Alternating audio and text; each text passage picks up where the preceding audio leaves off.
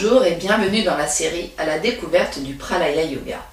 Chapitre 3, l'application du Pralaya dans l'ouverture des hanches. Première partie. Dans les deux premières vidéos, nous avons en effet observé l'importance de trouver ces muscles les plus faibles, de les travailler et ensuite de les renforcer. Nous avons exposé l'idée qu'il est plus intéressant et plus sûr de travailler un muscle en profondeur, de le renforcer, plutôt que d'étirer son opposé. C'est dans cet esprit que nous allons aborder l'ouverture des hanches. Ce travail de l'ouverture des hanches va se faire au travers de deux vidéos. Ceci est la première. Notre objectif sera de vous montrer comment aborder la posture du lotus sans vous faire de mal. En effet, en ce faisant, nous allons aborder un autre principe fondamental du Pralaya, qui est la pression uniforme sur les articulations. Nous y reviendrons beaucoup plus en détail car c'est un point fondamental et vraiment important.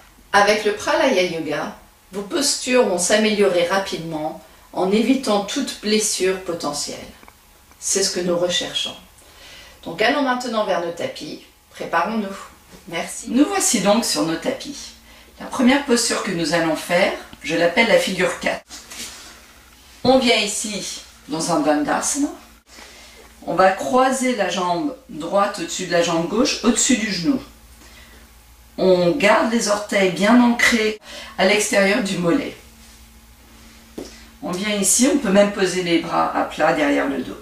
En gardant les orteils bien ancrés dans le mollet, on garde le pied flex. C'est important d'avoir le pied bien flex. Le pied flex va commencer à activer les muscles à l'extérieur du mollet de la jambe droite. Et maintenant, pour amener le genou vers le sol, je vais utiliser ma hanche, comme nous l'avions vu dans la deuxième vidéo. Donc j'utilise ma hanche ici, et je viens pousser mon genou vers le sol. Donc vous vous souvenez, l'action, c'est réellement la hanche qui vient vers le genou qui s'éloigne de la hanche, et le genou vient vers le sol. Et quand vous faites ça, vous commencez à activer ici les abducteurs. Donc c'est ce qu'on va rechercher. On recherche à avoir une activation ici, des orteils bien ancrés. Alors pourquoi ces orteils bien ancrés? C'est un des principes, je vous ai dit, on en reparlera un peu plus tard, plus en détail dans une prochaine vidéo, mais c'est pour garantir également qu'on ait une pression uniforme ici au niveau du genou. Donc faites-le, puis changez de côté, tenez-le un petit peu, amusez-vous bien. Et bonne chance avec cet exercice. Maintenant, passons au suivant. Nous voici pour la posture du guerrier 2, Virabhadrasana.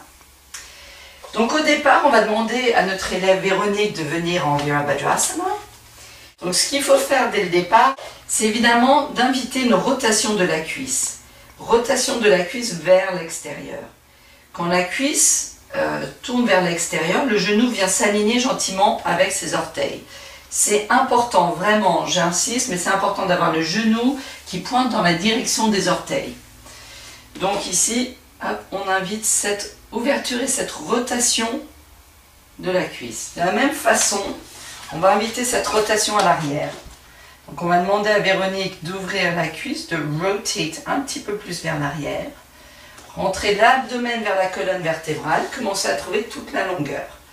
Donc ici, on va commencer à vraiment travailler les hanches.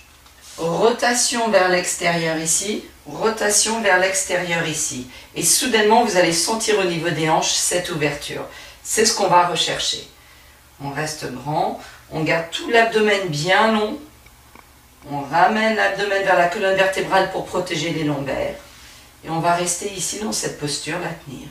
Ensuite, vous connaissez, vous vous soulevez, vous faites l'autre côté. Et vous vous amusez avec cette posture en amenant toute conscience à cette rotation des cuisses vers l'extérieur. Vous sentirez les choses. Voilà, merci beaucoup Véronique, merci à vous.